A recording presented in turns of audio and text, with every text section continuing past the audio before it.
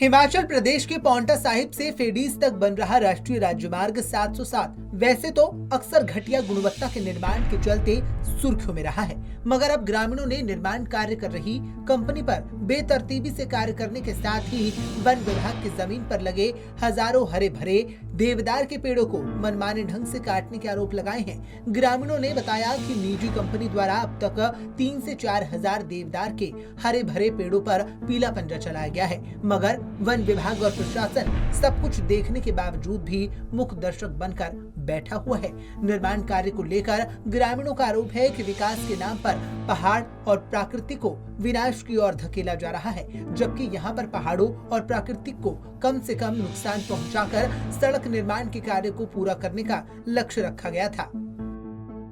ये कंपनी का काम चला है गांव भटनोल के ऊपर। हमारा मेन मुद्दा है जंगल पे, क्योंकि ये हमारी प्रॉपर्टी है, हमारा इसमें हक हकूक है भटनोल वाले का। तो हम चाह रहे थे कि भाई इसमें ज़्यादा नुकसान पाया गया है हमारे, जो जैसे कि इसमें अगर 250-300 पौधा सड़क में आता है तो इसमें हमारा ज़्यादा स्लाइड एरिया हुआ है, जिसमें कि हमारे कोई 3-4 हज़ार पौधे स्लाइड हुए हैं। तो इसमें ये कंपनी वाले कोई भी एक्शन नहीं ले रहे। जैसे कि उधर टिक्कर साइड वो लगे हैं, आपके पिलर लगे हैं, जालियां बिछा रखी है, तो ये देवदार के जंगल में ना तो कोई जाली बिछा रखी है, ना कोई प्रोटेक्शन वर्क सही है।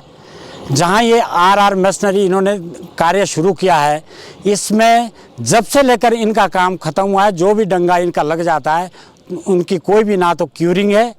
ना इसमें मसाला सही ढंग से पड़ा है। अगर ये कंपनी वाले चाहें तो हम 10 मीटर का पीस ये तोड़ें और हमारे सामने इनका काम दिखना चाहिए। अगर इसमें मसाला सही ढंग से होगा तो इसके जो इसकी भरपाई है वो हम 10 मीटर के पैसे हम देने के लिए तैयार हैं।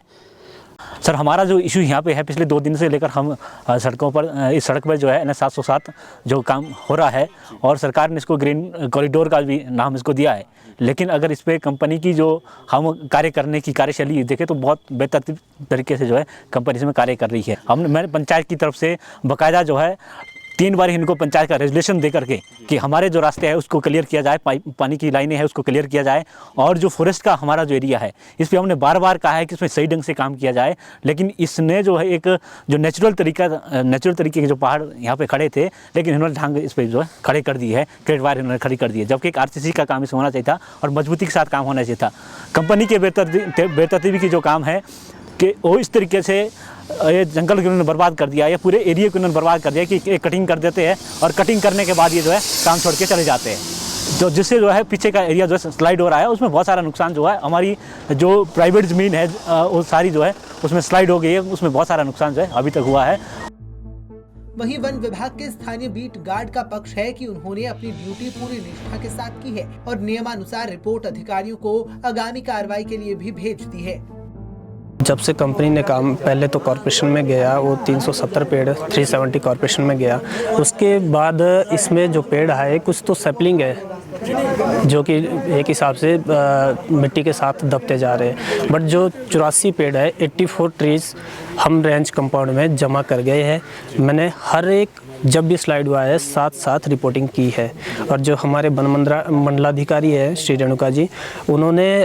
इसका आगे हायर अथॉरिटी को भी लिख दिया है कि कोई नोडल एजेंसी भेजी जाए, कोई FCA की टीम भेजी जाए जो यहाँ पे मौके का मुआयना करके एसेस करे कि कितना एक डैमेज हो पाया है। और इसी संदर्भ में DFO मैम 2 बार यहाँ का दौरा कर चुके हैं, एक बार 22 मई को आए थे और एक बार